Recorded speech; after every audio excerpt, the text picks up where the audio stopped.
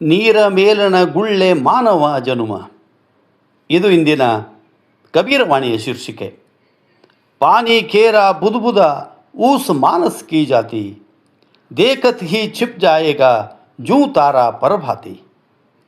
ಯಾರಿಗೆ ಯಾರುಂಟು ಎರವಿನ ಸಂಸಾರ, ನೀರ ಮೇಲಣ ಗುಳ್ಳೆ ನಿಜವಲ್ಲ ಹರಿಯೇ ಎಂಬ ದಾಸರ ನುಡಿಯಂತೆ ಜೀವನ ಕ್ಷಣಭಂಗುರವಾದದ್ದು. ಈ ಜೀವನ 3 ದಿವಸದ ಸಂತೆ, ಬದುಕೊಂದು ರಂಗಮಂಚ. ನಾವೆಲ್ಲರೂ ಅದರ ಪಾತ್ರಧಾರಿಗಳು.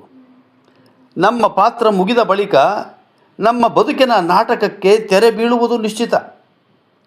ಕ್ಷಣಿಕ ಬದುಕಿನ ನಿಯಮವನ್ನು ಅರಿತು ಕಾಲದ ಸದುಪಯೋಗ ಮಾಡಿಕೊಂಡವನೇ ನಿಜವಾದ ಸಾಧಕನಾದಾನು ಎಂದು ಕಾಲಕಾಲಕ್ಕೆ ಜ್ಞಾನಿಗಳು ಎಚ್ಚರಿಸಲೇ ಬಂದಿದ್ದಾರೆ.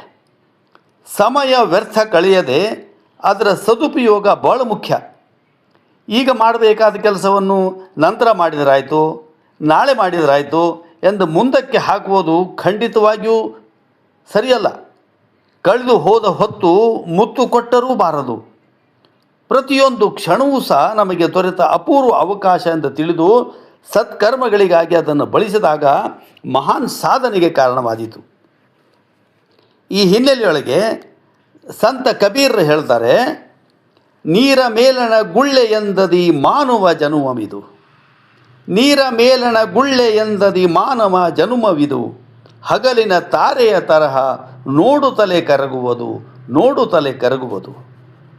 ನೀರ ಮೇಲೆ ಏಳುವ ಗುಳ್ಳೆಗೆ ಕ್ಷಣ ಮಾತ್ರದ ಆಯುಷ್ಯ. ಅದೇ ರೀತಿ ಕತ್ತಲಿನಲ್ಲಿ ಕಂಡಂಥ ನಕ್ಷತ್ರಗಳು ಬೆಳಕಾಗುತ್ತಲೇ ನೋಡುತ್ತಲೇ ಮಾಯ ಆಗ್ತವೆ. ಕಾಲನ ಕರೆ ಯಾರಿಗೆ ಎಂದು ಬಂದಿತು, ಯಾವಾಗ ಬಂದಿತು ಬಲ್ಲವರಾರು. ಅದಕ್ಕೂ ಮುನ್ನ ದಾನ ಧರ್ಮಗಳನ್ನು ಮಾಡಿ ಜನ್ಮ ಸಾರ್ಥಕ ಮಾಡಿಕೊಳ್ಳುವುದು ವಿಹಿತ. ನೆರೆ ಕೆನ್ನೆಗೆ ತೆರೆಗಲ್ಲಕ್ಕೆ, ನೆರೆ ಕೆನ್ನೆಗೆ ತೆರೆಗಲ್ಲಕ್ಕೆ ಶರೀರ ಗೂಡು ಹೋಗದ ಮುನ್ನ, ನೆರೆ ಕೆನ್ನೆಗೆ ತೆರೆಗಲ್ಲಕ್ಕೆ ಶರೀರ ಗೂಡು ಹೋಗದ ಮುನ್ನ, ಹಲ್ಲು ಹೋಗಿ ಬೆನ್ನು ಬಾಗಿ ಅನ್ಯರಿಗೆ ಹಂಗಾಗುವ ಮುನ್ನ, ಮುಪ್ಪಿಂದೊಪ್ಪ ಒಳಿಯದ ಮುನ್ನ, ಮೃತ್ಯು ಮುಟ್ಟದ ಮುನ್ನ, ಭಜಿಸೋ ಕೂಡಲ ಸಂಗಮ ದೇವನ ಎಂದು ಭಕ್ತಿ ಭಂಡಾರಿ ಬಸವಣ್ಣವರು ಸಾರಿ ಸಾರಿ ಹೇಳಿದ್ದಾರೆ. ಈ ನಶ್ವರ ಬದುಕಿನ ಹೊಟ್ಟಿ ಸುಖದ ಭ್ರಮೆಯಲ್ಲಿ ಮುಳುಗದೆ ಎಲ್ಲರೂ ನೈಜ ಸುಖ ಶಾಂತಿಯನ್ನು ಅರಸುವ ಕಾಯಕದಲ್ಲಿ ತೊಡಗಬೇಕಾಗಿದೆ.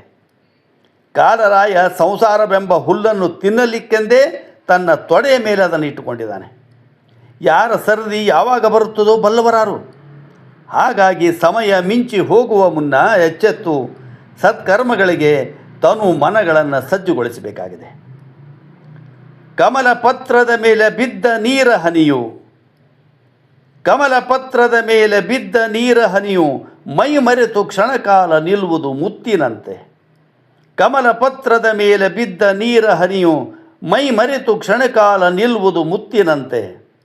ಅಮರ ತಾನೆನುತ ಈ ಜಗದಿ ಮರೆಯದಿರು, ಅಮರ ತಾನೆನುತ ಈ ಜಗದಿ ಮೆರೆಯದಿರು, ಭ್ರಮೆ ಬೇಡವೆಲ್ಲಿಯುಂ ಶ್ರೀ ವೆಂಕಟ, ಭ್ರಮೆ ಬೇಡವೆಲ್ಲಿಯುಂ ಶ್ರೀ ವೆಂಕಟ. ನಮಸ್ಕಾರ.